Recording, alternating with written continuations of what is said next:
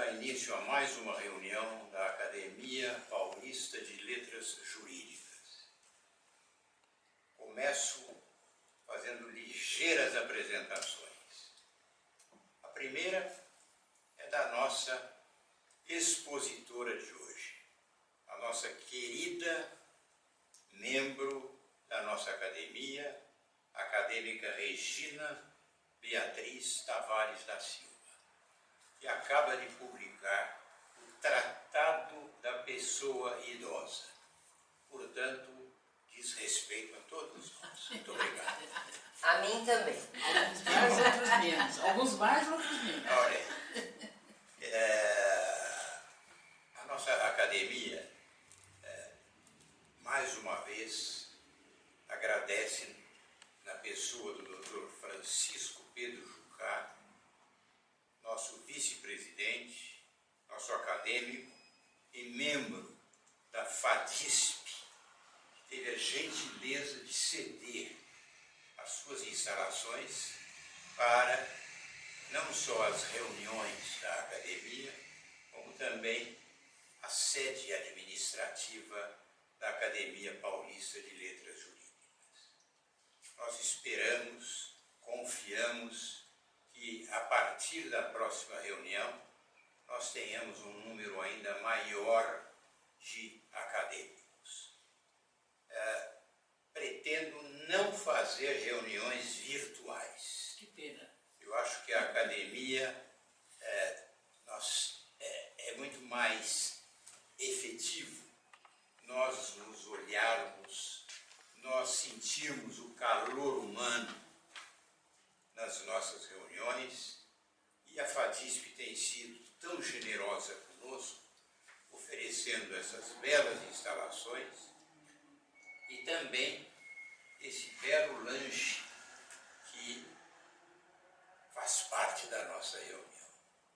Dr. Jucá, em nome da FADISP, da direção da FADISP, muito obrigado por tudo que tem feito pela Academia Paulista de Letras Jurídicas. Regina Beatriz Tavares da Silva, que acaba de divulgar, de escrever e ser editado o Tratado da Pessoa Idosa. Tratado de la Persona Major. Ela contou com a colaboração do professor Ricardo Domingos Pipe Meio, que é vice-presidente da Comissão de Direito Previsional da ADFAS. É um advogado licenciado em Direito Internacional e procurador de Justiça registrado na Secretaria Lestrada da Corte Suprema de Justiça da Nação Argentina. Ele está aqui conosco, desde logo nos apresentamos aí o professor Ricardo e agradecemos também a ele a magnífica colaboração neste dia. A segunda informação é a respeito do livro organizado, dentre outros, pelo professor Francisco Pedro Jucá, nosso vice-presidente. Lex et Justitia. São estudos em homenagem a ele, ao professor Francisco Pedro Jucá. Professor, meus parabéns e muito obrigado por mais um filho que o senhor dedica às letras jurídicas. Muito obrigado. E a última informação, aliás, a última, é uma homenagem que aqui eu presto também ao professor Ives Gandra da Silva Martins, nosso chanceler, que recentemente, todos já sabem, foi vítima de ataques absolutamente sem o menor fundamento a respeito do momento que nós estamos vivendo. O Ives Gandra da Silva Martins, nosso chanceler, sempre foi um defensor da democracia e do Estado democrático de direito. E como tal, jamais poderia ser, como foi, atacado por pessoas maldosas, mal intencionadas, que o acusaram de ter contribuído para a renovação do Estado, dos fundamentos do Estado de Direito no Brasil, fazendo exatamente o que ele não faz. Ele foi apoiado por cerca de 2.500 juristas, vários deles, aliás todos estão aqui, subscreveram um trabalho que é um desagravo ao professor Ives Gandra da Silva Martins. Então fica também aqui registrado o desagravo da nossa academia ao professor Ives Gandra da Silva Martins. E por último, os renovados agradecimentos à Escola de Direito Alfa, que é a responsável pela FADISP, que teve a gentileza de ceder as suas instalações para as nossas reuniões e também uma sala para a secretaria da nossa Academia Paulista de Letras Jurídicas.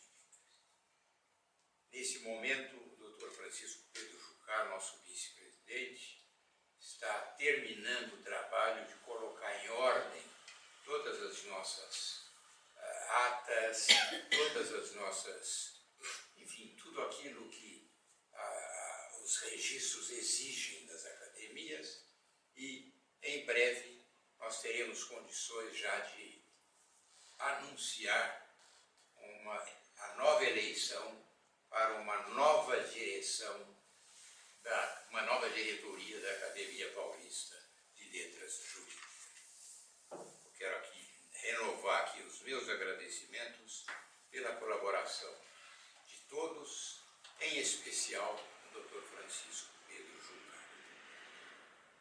E vamos ter o prazer de ouvir a professora Regina Beatriz Tavares da Silva, que falará sobre a união estável no Supremo Tribunal Federal e no Conselho Nacional de Justiça. Professora, muito obrigado por ter aceito essa incumbência. Vou pedir licença, vou me sentar para me concentrar e aprender um pouco mais a respeito das suas sempre preciosas lições. Uma boa tarde aos nossos queridos confrades, confreiras, e cumprimento esta nobre academia, na pessoa do nosso presidente, nosso querido professor Rui Altenfelder, que tanto fez e tanto faz pela APLJ, Academia Paulista de Letras Jurídicas. Uma honra para mim participar da academia como confreira, uma honra sempre, né, poder estar trocando ideias a respeito dos temas do direito de família, do direito das sucessões e do biodireito, que são as minhas três principais áreas de investigação científica. Também na advocacia são as áreas em que atuo há 43 anos. Então, tenho 65 anos de idade e tenho aí já essa vida profissional longa, e tão longa para poder, inclusive, fazer críticas quando são necessárias. E a exposição de hoje, ou a conversa de hoje, melhor dizendo, que jamais poderia me considerar uma expositora perante tão nobres juristas, é uma conversa, é um diálogo. A minha crítica vai a uma lei e, posteriormente, a decisões do Conselho Nacional de Justiça e do Supremo Tribunal Federal. Em junho de 2022, entrou em vigor uma lei que veio trazer muitos benefícios na área registral. Ocorre que, sem o devido debate, um dispositivo de lei veio a ser inserido neste projeto, no projeto respectivo a essa lei 14.382, dispositivo este que trará, como já deve estar trazendo, né, inúmeros prejuízos às pessoas que vivem em união estável. Esse dispositivo foi inserido na lei de uma maneira surpreendente, se diz hoje decisão surpresa, né, se pode falar no caso norma legal surpresa, porque diferentemente das outras que constam da lei 14.382, esta norma que modificou a Lei de Registros Públicos no seu artigo 94A, uma inserção, uma novidade na Lei de Registros Públicos, efetivamente é algo que surpreendeu a quem conhece, sabe, né? Eu acho que desde os bancos acadêmicos, desde as aulas de Direito de Família, o que é uma união estável. Esse artigo 94A, portanto, inserido na Lei de Registros Públicos pela Lei 14.382 de 2022, veio estabelecer que termos declaratórios podem ser formalizados perante o oficial de registro civil e também o que chamam de distratos de união estável. Todos sabemos o que é um registro civil. Um registro civil registra atos, documentos, mas não formaliza a vontade das partes. A competência do chamado RCPN, Registro Civil das Pessoas Naturais, é uma competência ditada pelas normas legais no direito brasileiro e efetivamente passou a ter o RCPN, ou os registros civis das pessoas naturais, passaram a ter uma competência que não está dentro das suas atribuições. Este é o número 1 da crítica. Porque se pode o registro civil agora lavrar termos declaratórios de união estável e distratos de união estável, está formalizando a vontade das partes, quando não tem esta competência. Diante dessa ideia desburocratizante, porque a ideia é sempre colocada até na justificativa desta Lei 14.382, que inseriu o artigo 94A na Lei de Registros Públicos, seria uma ideia de desburocratização. Ocorre que a união estável já é desburocratizada. A união estável é uma união de fato, pública, contínua, duradoura, sem prazo legal ali estabelecido, sem prazo estabelecido no Código Civil, no artigo 1723, que exatamente estabelece os requisitos da união estável, e que tenha uma formação de uma entidade familiar. Inclusive o artigo 1723 do Código Civil diz com objetivo de constituição de família. Não é objetivo de constituição de família, é a constituição de família. É uma união de fato, ela já é desburocratizada por si só, né?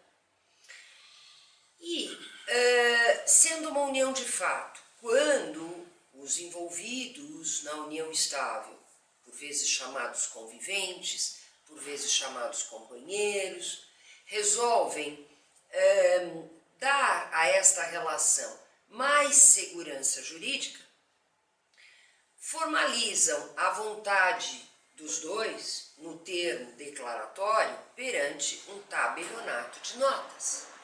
Porque é o tabelionato de notas que tem competência para formalizar a vontade das partes. Sempre foi assim. embora dissessem e ainda dizem que por um mero contrato particular os companheiros ou conviventes podem formalizar a sua vontade, estabelecer um regime de bens diverso do regime legal que é da comunhão parcial, pela interpretação do Código Civil, pela interpretação do livro de direito de família que está no Código Civil, se conclui que a união estável, para ser formalizada, necessita de uma escritura pública. Por quê? Porque essa regra está nas disposições gerais dos regimes de bens. E a união estável passou a ter o regime da comunhão parcial.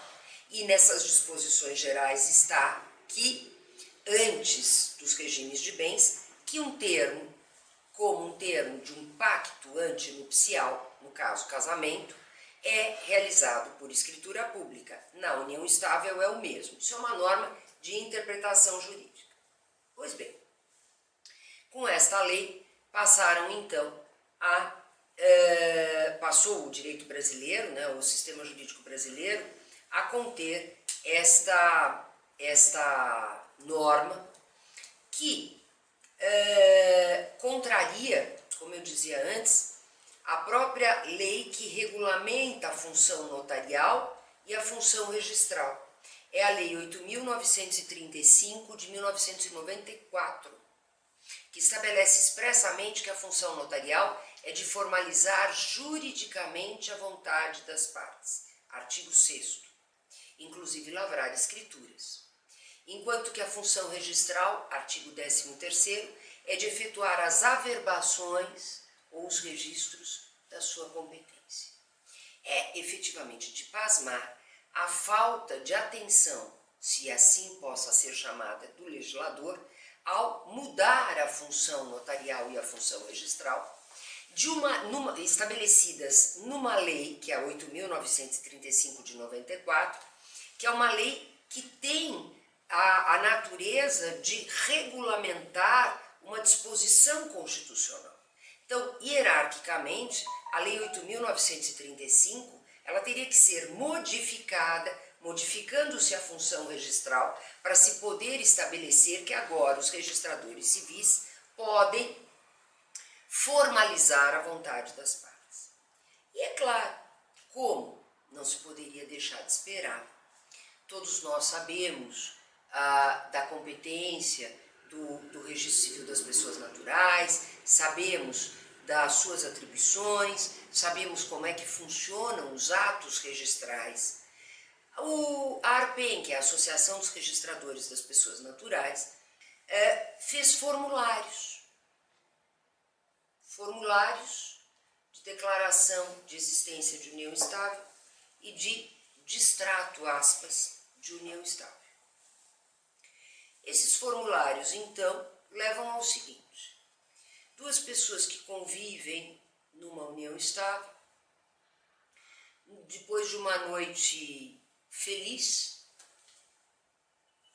podem chegar num registro civil sem advogado, sem assessoria jurídica, e declarar o início dessa relação, sem serem devidamente indagados, como sempre foram, pelos tabeliães de notas ou seus substitutos, o que existe nessa relação, se há uma relação efetivamente de entidade familiar, se preenche os requisitos estabelecidos no Código Civil, porque união estável não é qualquer coisa.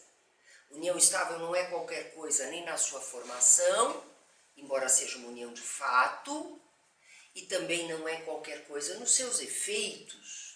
Os efeitos da união estável estão equiparados aos efeitos do casamento civil, salvo a liberdade testamentária, salvo a possibilidade de excluir o companheiro ou a companheira num testamento, porque o companheiro não tem herança necessária, enquanto o cônjuge, a pessoa casada, tem. Mas no restante os efeitos são os mesmos: regime de bens, no caso legal da comunhão parcial, efeitos na sua dissolução de pensão alimentícia, quando a dissolução é por morte, a mesma ordem de vocação hereditária do casamento concorrendo com filhos, né? O companheiro companheiro sobrevivente, assim como concorre o cônjuge sobrevivente, e não sendo qualquer coisa nem na sua Constituição, nem nos seus efeitos, passou a ser qualquer coisa a partir da possibilidade de duas pessoas simplesmente preencherem um formulário, onde dizem, não, mas se há uma união de fato, qual é o problema? Esse é o argumento pífio. Algo diferente haver uma união de fato, em que se houver uma controvérsia, será um juiz de direito que decidirá, mediante provas, o início da união estável, a sua duração, os efeitos do regime de bens dentro da sua duração. E outra coisa é duas pessoas incautas chegarem num cartório de registro civil e colocarem, por exemplo, que o termo inicial daquela relação foi ontem, quando pode ter essa união estável ter iniciado há anos, o que muda completamente a composição patrimonial do acervo comum, por óbvio. Ou o contrário. Ou pior, podem chegar no registro civil e mudar o regime de bens. Então, voltando àquela noite feliz, né? Uma noite de muita alegria, né? Regada a bom vinho, né? Ou a bom espumante, né? Ou se quiserem um bom champanhe, né? Champanhe é sempre bom, né? Espumante é que a gente precisa saber se é bom ou não é. Essas pessoas, um pode influenciar o outro e dizer, vamos lá no registro civil estabelecer o regime da comunhão universal, ou, ao contrário, o regime da separação total. No termo de distrato de união estável, aí estabelecendo o seu final, fazendo com que fique registrado o seu final. Será que o final foi ontem? Será que o final já faz um ano que ocorreu e os efeitos ali cessaram? Será que essa união estável efetivamente terminou? Não terminou? Enfim, tudo isso, né, dentro exatamente de efeitos quase idênticos ao do casamento civil, que tem proclamas, que tem toda uma preparação, que tem toda uma reflexão, né, dos nubentes, até pelos prazos que existem, né, que é um ato registral na hora do casamento, sim, mas que foi precedido, né, até por uma escritura pública de modificação de regime de bens por meio do pacto antinupcial, quando há modificação de regime de bens, perante um tabelionato de notas. E dessa forma, diante desta absoluta insegurança jurídica criada pelo artigo 94A da Lei de Registros Públicos, percebemos que esta lei sequer ressalvou a impossibilidade deste termo diante da existência de filhos menores, especialmente do distrato, do tal distrato, né? Sequer ressalvou a intervenção do Ministério Público, que está no Código de Processo Civil como obrigatória, quando há menores envolvidos na relação, intervenção do representante do Ministério Público e processo judicial para que haja a dissolução ali formalizada perante um juiz ou numa sentença, pode ser até uma sentença homologatória, mas que seja num tabelionato de notas, se estiverem de acordo, ou se houver litígio perante um juiz de direito. Portanto, esta lei também desrespeitando um código, algo bem diferente do que uma lei, diante de todo o processo legislativo que envolve uma codificação, no caso, o Código de Processo Civil. Então, no caso do distrato, ausência de advogado, que o próprio Código de Processo Civil também determina que o advogado, a assistência jurídica no acompanhamento do distrato, quando da sua lavratura perante o tabelionato de notas, ausência do Ministério Público, ausência do processo judicial quando há crianças, uma insegurança jurídica evidente que levou a Associação de Direito de Família e das Sucessões, que é a ADEFAS, a associação que eu presido, a pedir ao CNJ, Conselho Nacional de Justiça, providências no sentido de, inclusive, suspender esta norma, a eficácia dessa norma, até a sua devida regulamentação.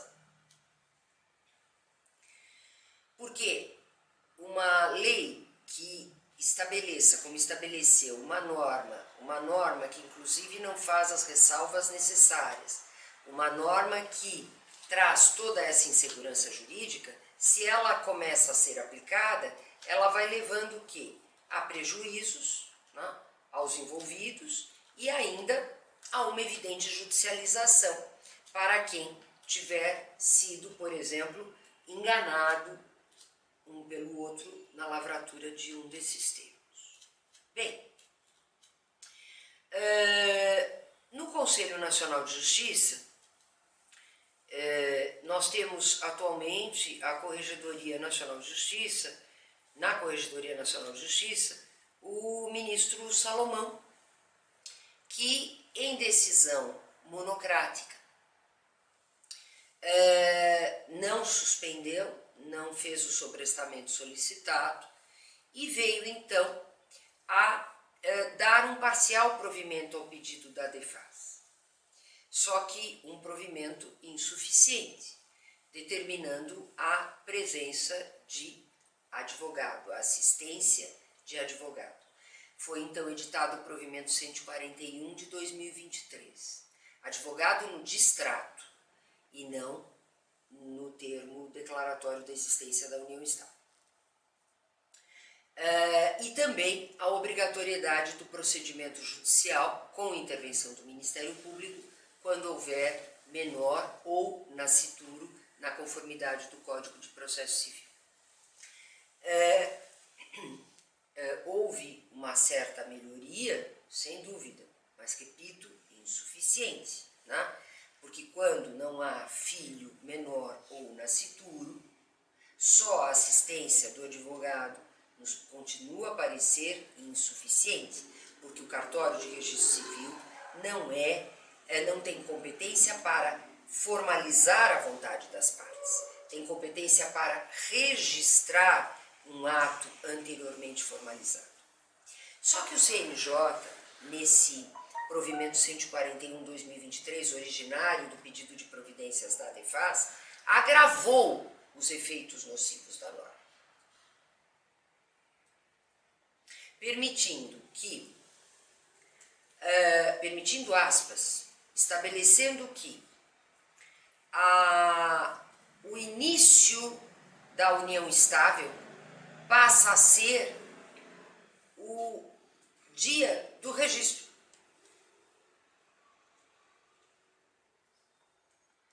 A união estável, que sempre foi e continua sendo pelo Código Civil uma união de fato, se houver o preenchimento deste formulário, aquele formulário que eu comentei, né, de termo declaratório de união estável, passou a ser um ato registral, com início naquela data. Pergunto eu, será que essas pessoas que chegam no RCPN, elas sabem que a partir do momento que elas preencherem aquele formulário com aquela data, a união estável no seu período anterior, 2, 3, 4, 5, 10 anos, foi apagada? Foi apagada? Claro que não. O termo declaratório, inclusive, dispensa a presença do advogado. Nenhum advogado para assistir as partes e dizer, não vamos fazer esse registro porque o termo inicial será agora este. E o período anterior da comunhão de bens, do patrimônio comum, né, que pode ter sido adquirido durante esse período, simplesmente não haverá essa comunhão. E quanto ao distrato, o termo final da relação, a data da assinatura do formulário. A data da assinatura do formulário. A união estável começou na assinatura do formulário, numa suposta assinatura de um formulário e terminou supostamente na assinatura do outro formulário. Terminou mesmo ali? Ou terminou terminou já há um ano? Ou terminou a tempo suficiente de dizer, não, naquele período não haveria mais comunhão de bens, porque a união estável é uma união de fato, que termina conforme se extingue a relação entre as partes. Então, término na data do registro. Isso parece uma brincadeira, mas não é. Uma brincadeira o que fez a lei, o Poder Legislativo nesta lei, o que fez o Conselho Nacional de Justiça nesta decisão que deu origem a este provimento. Isso não faz o menor sentido. Diante deste provimento somente parcial, ao pedido que eu mesma, inclusive, elaborei como representante da DEFAS, como presidente da DEFAS, inconformada esta associação, interpôs recurso administrativo, que está em tramitação no CNJ. Tanto pela invasão de competência privativa dos tabelionatos de notas, na formalização da vontade, como pela, no caso, o CNJ vindo a legislar e mudando a própria natureza fática da união estável para uma natureza registral que passa a existir a partir do momento do registro e termina na data do registro, como pela incompetência, como eu já disse, dos registradores civis para formalizar a vontade das partes, como uma evidente judicialização que vai acontecer. Quem sairá ganhando com este provimento? Claro, né? Que ninguém, porque advogados éticos não podem achar que vão ganhar com uma lei mal feita e com uma aplicação que prejudica as pessoas. Então ninguém saiu ganhando, porque achamos que todos os advogados são éticos. Pelo menos temos que partir desse pressuposto. Então, porque são obviamente os escritórios de advocacia que vão receber as demandas. Não, mas a minha união estável não começou aqui. Não, mas a minha união estável não terminou aqui. Eu nem sabia o que eu estava ali assinando, né? Bem, aí então o ministro Salomão editou mais um provimento diante do nosso recurso administrativo, provimento 146 de 2023. Quais foram as alterações implementadas por esse provimento 146? Impossibilidade de partilha de bens imóveis de valor superior a 30 salários mínimos perante o RCPN, na conformidade do artigo 108 do Código Civil. Aqui obedeceu o Código Civil. Na natureza da união estável, não, que de natureza fática passou a ter uma natureza registral. E necessidade, quanto ao registro de título de estrangeiro, uma necessidade burocrática. Mas vamos então à partilha de bens, né? Partilha de bens imóveis de valor superior a 30 salários mínimos não pode ser feita perante o cartório de registro civil. Mas nós sabemos que o patrimônio das pessoas, ele, às vezes, se não muitas vezes, é formado muito mais por aplicações financeiras, por participações societárias, por participações societárias em holdings que têm imóveis ali, naquelas pessoas jurídicas, né, de natureza imobiliária. O que adianta restringir ou impedir o que o cartório de registro civil, o RCPN, partilhe imóveis de valor superior a 30 salários mínimos e continue podendo ser feita a partilha de outros bens no RCPN.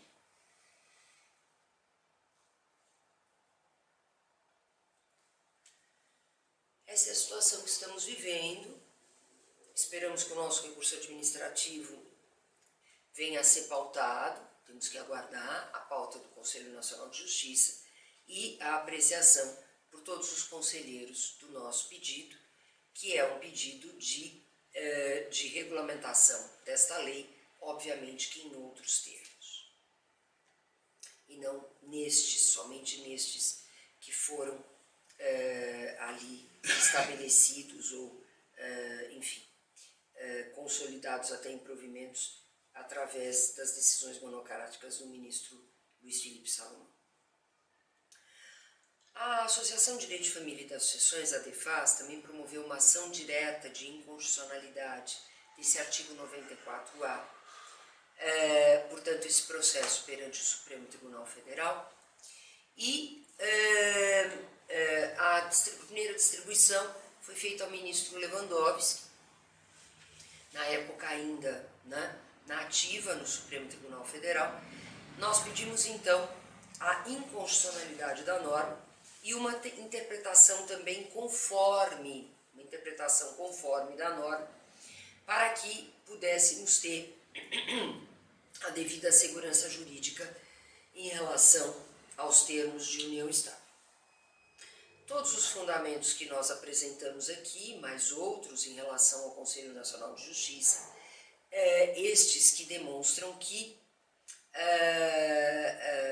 deveria ter havido seguimento dessa ação direta de inconstitucionalidade, pelo menos para sua colocação em pauta. No entanto, o ministro Lewandowski entendeu que a DEFAS é ilegítima para promover a ação direta de inconstitucionalidade, porque é matéria que não estaria dentro das atribuições estatutárias da associação, a qual tem a honra de contar com a professora Ivete Senise Ferreira como conselheira e como sócia fundadora.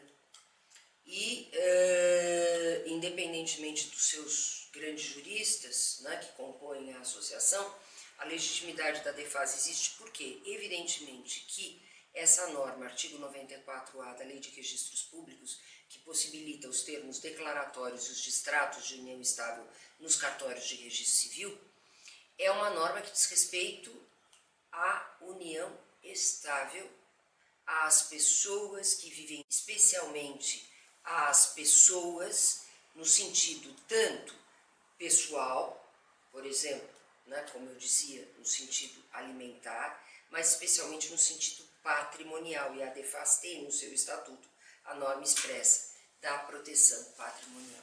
Então, mais uma vez recorremos aqui também agravo regimental, demonstrando a homogeneidade, ou seja, os critérios firmados pelo STF no sentido de legitimidade ativa, nas chamadas ADIs, ou ações diretas de inconstitucionalidade. Os associados da DEFAS estão unidos pela comunhão de interesses em relação ao objetivo específico da proteção e da segurança jurídica das pessoas que vivem relações familiares. A representatividade, a DEFAS apresenta um caráter nacional de representação, com 22 unidades federativas representadas, mais o Distrito Federal, aliás, 22 no total, 21 estados mais o Distrito Federal. A pertinência temática, já observada dentro da norma estatutária.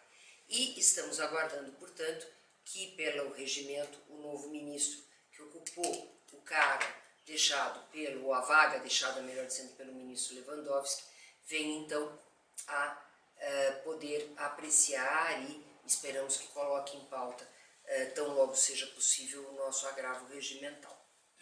Temos então esta situação numa matéria que já tem, né, uma série de complexidades por força da frouxidão dos requisitos da união estável, que nem estabelece ali, o Código Civil nem estabelece o prazo de duração da união estável. Confusões entre namoro e união estável são muito frequentes. Pessoas que podem chegar num cartório de registro civil hoje em dia e preencher o formulário porque simplesmente acham que, e repito ali no formulário sem assistência advocatícia, simplesmente acham que vão ter ali a possibilidade de, no seguro de saúde ou no plano de saúde, ter um beneficiário. Ou num clube, poder frequentar aos finais de semana a piscina do clube. Então vamos assinar o formulário, porque você vai poder frequentar o clube, mas as pessoas não vivem em união estável, as pessoas namoram. E de repente, estas pessoas passam a ter todos os efeitos de uma união estável como se fossem casadas. Casadas. Se houver o falecimento de um deles a seguir, ou depois de algum tempo, mesmo diante de um namoro, tem lá um registro declarando a existência da união estável e haverá direito sucessório, direito à herança, porque nem houve a possibilidade de fazer um testamento exclusivo, que exclua, né? Que exclua o companheiro. Porque afinal de contas achavam que aquilo seria um mero formulário a preencher. Isso tudo é gravíssimo, gravíssimo. Nosso país é o único no mundo que tem uma união estável regulamentada nos moldes que estabelece o artigo 1723 do Código Civil. A chamada norma poética, uma relação pública, contínua, duradoura, com o objetivo de constituição de família. Essa norma já é extremamente problemática e é única. Será que o Brasil é o único país pensante juridicamente? Será que nós não temos que pôr os olhos nos outros países e ver como é que a união estável é nos outros países regulamentada? Nós fizemos isso no Tratado da União de Fato. No Tratado da União de Fato, que é o primeiro livro da série Adefaz Almedina, seguido agora, Dr. Rui, pelo Tratado da Pessoa Idosa. Certamente espero ter aqui eu espero, né? Não tenho certeza, mas espero que um dia eu possa vir falar um pouco do Tratado da Pessoa Idosa também, que é o segundo livro da série Adefaz Almedina. Mas hoje o nosso tema, o tema previsto, era exatamente esse: a união estável no CNJ e a união estável no STF.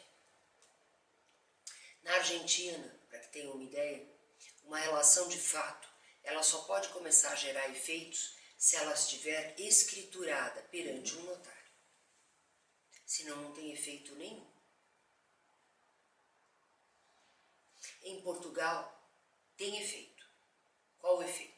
Sem escritura, o efeito é a possibilidade de preservar a morada, chamada morada da família, a casa, para quem precisa ficar na casa, e uma pensão alimentícia. Ponto. Provando, obviamente, a necessidade. Não tem regime de comunhão, não tem direito sucessório. Na Espanha, também precisa ter escritura para produzir efeitos. E assim nós vamos percorrendo todos os países da nossa América do Sul e da América Latina, chegando ao México, e vemos que sempre há maior segurança jurídica na regulamentação da união estável. Agora, diante disto tudo, ainda vem uma lei que piora enormemente já a insegurança jurídica existente nesse tipo de relação. Antes o STF, o Supremo Tribunal Federal, veio e equiparou os efeitos sucessórios. Só excluiu a herança necessária, podendo ser lavrado o testamento, né? Para excluir ou atribuir o que bem entender o testador ao companheiro. Mas no restante, equiparação total, né? E nós ainda vemos esta norma, né, sendo regulamentada dessa forma pelo CNJ, né? Esperamos efetivamente que isso se modifique no órgão colegiado do Conselho Nacional de Justiça, diante do nosso recurso administrativo, e que no Supremo Tribunal Federal nós tenhamos aí a apreciação do nosso agravo regimental, não só na matéria da legitimidade, mas com a possibilidade de já ser julgado, inclusive, o mérito recursal. Porque a causa é madura, né, como se chama hoje em dia, né? A causa está suficientemente madura para esse fim. Então era o que eu tinha a falar, era o que eu tinha que primeiramente a comentar sobre o que estamos vivenciando no nosso país, a preocupação que temos a respeito desta temática, e me colocar à inteira disposição para que possamos conversar, para que possamos debater aí tudo isto, e contando com o grande apoio, Dr. Rui, da Academia Paulista de Letras Jurídicas, caso a Academia considere que deva apoiar essas iniciativas da Associação de Direito de Família e das Sucessões da ADEFAS. Meu agradecimento sincero também à querida de Bonetti por toda a dedicação, por todo o empenho e sempre ao Dr. Jucá, cumprimentando por essa belíssima parceria feita entre a instituição Alfa de Ensino, a FADISP e a Academia Paulista de Letras Jurídicas, que agora tem aqui na FADISP a sua sede. Um abraço a todos. Muito obrigada.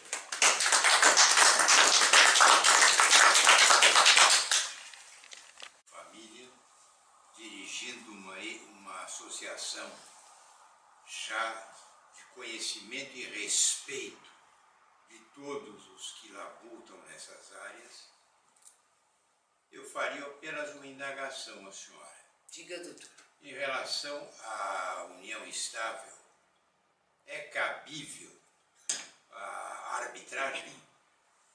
Não, não é cabível arbitragem em nenhuma relação de família.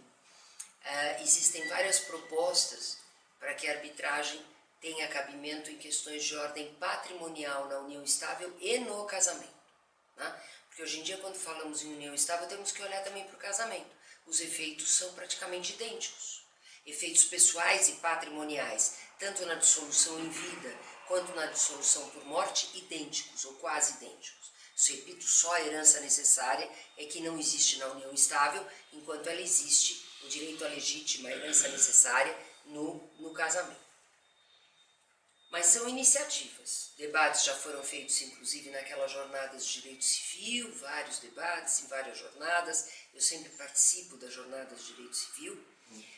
Só que existe muito receio ainda no sentido da arbitragem numa relação familiar, né? E vamos ver daí os próximos passos, né? O que vai acontecendo, né? E eu acredito que para que a arbitragem possa ser possível, não vai ser um enunciado de jornada de direito civil que vai trazer essa possibilidade. Tem que haver uma modificação legislativa. Porque as relações de família estão todas reguladas no Código Civil, no Código de Processo Civil, não em termos procedimentais importantes, né? Como este da própria escritura pública, que está lá no Código de Processo Civil como obrigatória para a lavratura do distrato, eu acho essa expressão horrorosa, por isso que eu faço entre aspas, do distrato de união estável, né? Porque não é uma relação para distratar, né? É como se fosse um contrato de locação, né? Um contrato de parceria, né? Um contrato de compra e venda, né? Que são importantíssimos, mas ali nós temos uma relação familiar, né? Então, dentro disso, com outras características, dentro disso, doutor Rui, na minha opinião, só por lei, caso haja um devido debate, né? Para que se possa chegar a uma arbitragem nas questões patrimoniais, e sempre restritas às questões patrimoniais, né? Muito obrigado. Eu sou... Não, por favor. Ladies first, please. Quando o Supremo decidiu que casais do mesmo sexo poderiam se casar, Viver em união estável, né? Então, uma grande parte que já vivia há alguns anos foi para o cartório para se casar. Como é que fica a parte anterior ao casamento? Isso é muito fácil de resolver. Isso é bem tranquilo. Primeiro eu gostaria de agradecer, né, a colocação do Dr. Rui, a pergunta, ou enfim, a indagação, a colocação da confreira, ou a indagação também. Nós temos um pequeno reparo a fazer. O STF não autorizou o casamento. O STF autorizou o reconhecimento da união estável.